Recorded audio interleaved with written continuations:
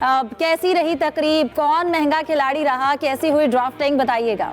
हिफ्ज़ा, पहली बार Pakistan cricket board ने यह फैसला किया कि ओपन एयर में इसको करवाया जाए और उसके लिए शाही किला का इंतखाब किया गया। हजूरी बाग बहुत ज़्यादा मशहूर है इस हवाले से कि तारीख़ के हवाले से, तो इसलिए उसका इंतनाव किया गया ताकि लोगों को बताया जा सके कि हमारा एक रिच कल्चर है और उसमें उसको क्रिकेट का जो साथ तबका भी लगाया जाए। तो आज की तकरीब बहुत ज़बरदस्त आप कह सकते हैं, क्योंकि आज सूरज निकला हुआ था और इस तरह का मौसम लाहौर में इन दिनों खासा कम देखने को मिलता है, इसलिए जो इंतजाम किए थे पीसीबी ने वो भी ज़बरदस्त दिखाई दिए। और उसमें 2 चेयरमैन थे, साबिक़ सदूर चेयरमैन, उनको बुलाया गया था, जिसमें खालिद महमूद साहब थे, उसके साथ साथ ज़का अशरफ, जिनके दौर में ये पीएसएल का एक पौधा शुरू किया गया था, वो भी उनको मदऊ किया गया था। साबिक़ कप्तान ज़हीर अब्बास भी आज की इस तकरीब का हिस्सा थे। तो बेहतरीन खिलाड़ियों का इंतखाब करने की कोशिश की गई है। इससे पहले मैं आपको बताऊं कि सबसे महंगा तरीन खिलाड़ी कौन था, थोड़ा तजस्सुस आपको बरकरार रखना चाहिए। ये बताऊं कि ये PSL 10 आखिरी सीज़न है।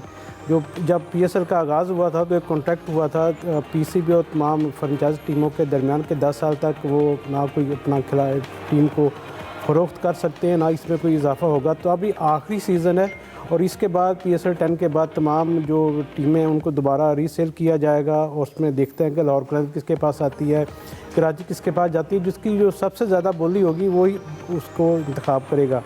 तो आज की जो ड्राफ्टिंग थी उसमें जो टीमें थी उनमें से रिटेन किया था उन्होंने, किसी टीम ने 7 खिलाड़ियों को रिटेन किया था, किसी ने 8 खिलाड़ियों को रिटेन किया था।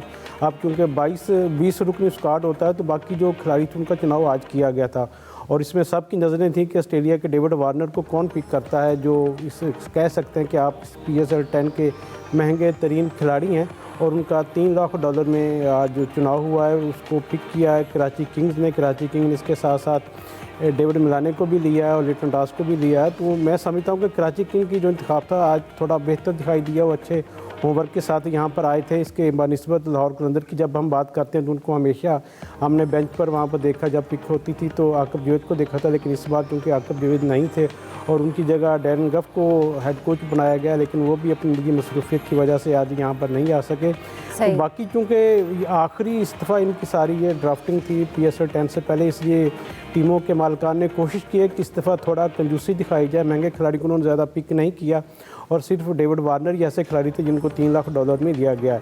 अब तमाम टीमों का ऐलान आज कर दिया जाएगा, जिसके बाद जो PSL का मेला है ये 8 अप्रैल से 19 मई तक हमारे पाकिस्तानी मैदानों में हम देख सकेंगे। सही। जाहिद साहब, आपको क्या लगता है, ये 10वां सीज़न है और जब PSL शुरू हुआ था तब से लेके अब तक बहुत चेंजेस आ चुकी हैं। सरफराज अहमद वो भी कोयटा ग्लैडिएटर से कह ले उन्हें रिलीज़ किया, लेकिन अब वो अलग हो गए हैं, तो हमने बहुत से चेंजेस देखे।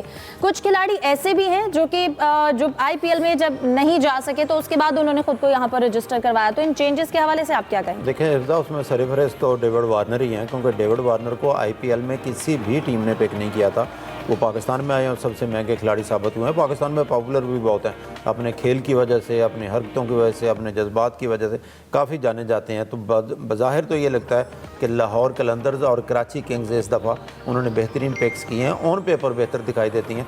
आगे तो जो इवेंट होगा फिर देखा जाएगा, लेकिन इस बार ये था कि वही टाइमिंग जो है IPL के हैं, क्योंकि चैम्पियंस ट्रॉफी की वजह से PSL को ताख़ीर से करना पड़ा। उन्हीं दिनों IPL होगी, जो नो डाउट है पैसे के लिहाज से कहना चाहिए दुनिया की नंबर 1 उसको प्रीमियर लीग कहा जाता है। उन्हीं दिनों PSL है। फिर आपको याद होगा इंग्लैंड क्रिकेट बोर्ड ने ज़्यादती की थी, अपने प्लेयर्स को रोक लिया गया डोमेस्टिक के नाम पर ताकि वो PSL में भी न जा सकें। हालांकि 3 साल के लिए उन्होंने IPL में जाने की इजाज़त दी है कि इस दौरान जितने भी गैर मुल्की आ गए हैं काफ़ी हैं पाकिस्तान के लिए कि कम अज़ कम PSL अपने टाइम पे हो रही है और 10वां सीज़न जैसा कि आपने कहा ये भी सामने आ रहा है। बिल्कुल सलीम साहब, जैसा कि जाहिद साहब ने जिक्र किया कि इस बार ये एक दिलचस्प सूरत हाल होगी कि IPL और PSL दोनों की टाइमिंग जो हैं वो एक जैसी हैं। आप इस वक्त दुबई में मौजूद हैं, IL T20 भी चल रहा है। आपको क्या लगता है अब तक, जैसे कि IPL सबसे बेस्ट थी और हम ये कहते थे कि सेकंड नंबर पर अब तक जो अच्छी सीरीज़ जारी है, लीग जारी है, वो PSL थी, तो कितना फ़र्क लगता आएगा?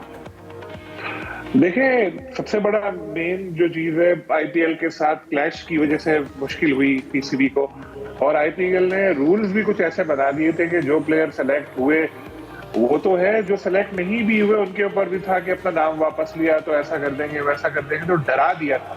ऑप्शन हमारे पास महदूद थे और जो ऑप्शन हमारे पास थे बदकिस्मती से उनमें भी यही हुआ कि इंग्लिश क्रिकेट बोर्ड ने अपने प्लेयर्स को रिलीज करने से इनकार किया। उसकी वजह भी उनके पास ये कि काउंटी सीजन के दौरान सिवाय आईपीएल के वो कहीं नहीं जाने देंगे। अब आईपीएल में क्यों? आईपीएल में इसलिए कि आईपीएल से ना सिर्फ प्लेयर्स बल्कि उनके बोर्ड्स जो है उनको भी शेयर जाता है, पैसा मिलता है उनको, तो इसलिए सब आईपीएल करते रहते हैं। तो यहाँ हम लोगों के लिए मुश्किल हुई। तो अगर हम देखें तो जो प्लेयर्स पिक हुए हैं, ठीक है, डेविड वार्नर को पिक किया है, लेकिन ये देखना पड़ेगा कि वो भी अब ऑलमोस्ट रिटायर हो चुके हैं और आईपीएल में 9 साल खेले, गालिबन वो उनको किसी टीम ने नहीं लिया तो वो यहाँ आ गए। और एक और बात कि $3 लाख उनकी मिनिमम एक प्राइस थी जो फ्रेंचाइज को पीसीबी ने एक ईमेल भेजी थी, उसमें लिखा था कि मिनिमम 3 लाख, यानी ये यकीन नहीं है कि 3 लाख में ही वो गए हैं, हो सकता है इससे भी ज्यादा गए हैं। और यूसुफ साहब को ज्यादा बेहतर पता होगा,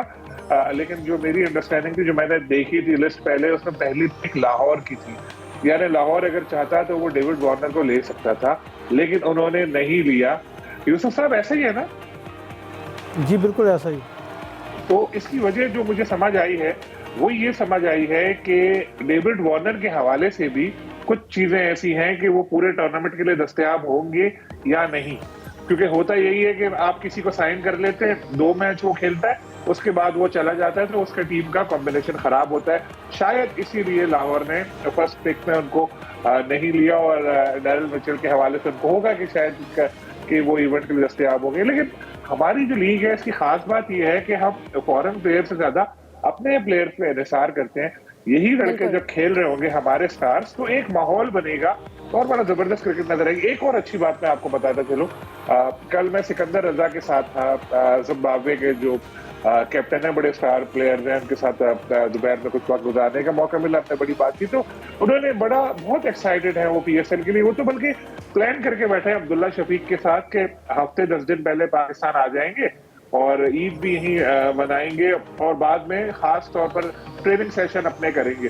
यानी हमारे पास कुछ ऐसे प्लेयर अपने भी हैं, कुछ फॉरेन प्लेयर भी हैं जो पीएसएल के साथ बिल्कुल अटैच हुए हैं।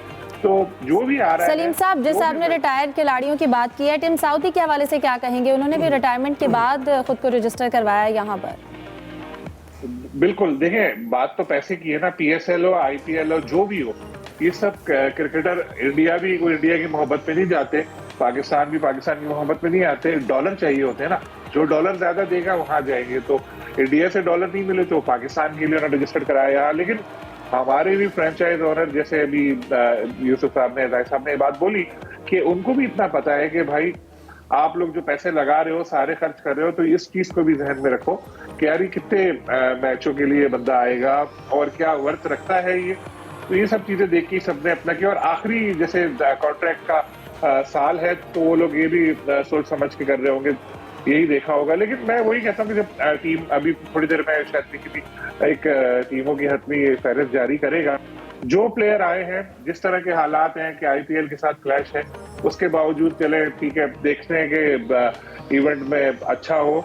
लेकिन जो सलमान नसीर जिन्होंने भी जिम्मेदारी संभाली थी, वो इंग्लैंड गए भी थे, उन्होंने जाके मुलाकातें भी की थी, उनके लिए एक टेस्ट केस था, लेकिन वो उस तरह से प्लेयर्स को कायल नहीं किया जा सका शायद।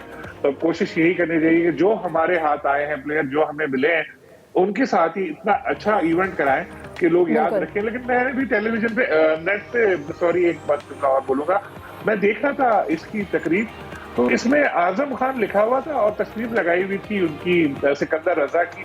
इस तरह की काफी सारी ऐसी चीजें जो टेलीविजन पे नजर आ रही थी जो ठीक नहीं लग रही थी। इतना बड़ा हमारा इवेंट है, हमें ध्यान रखना चाहिए इस चीज का।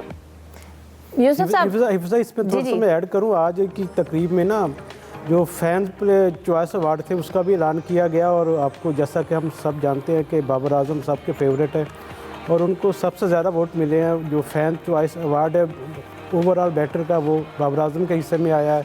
उसके बाद इंफरादी बैटिंग के हवाले से अगर बात की जाए तो जैसन रॉय को ये फैंस ने सबसे ज़्यादा वोट दिए हैं, उनको ये अवार्ड उनके नाम हुआ है। और उसके बाद बॉलर की बात की जाए तो शहनशाह अफरीदी सबके फेवरेट हैं, वो सबके पसंदीदा बॉलर हैं, लोगों ने उनको ज़्यादा सपोर्ट किया, उनको ज़्यादा वोट डाले हैं।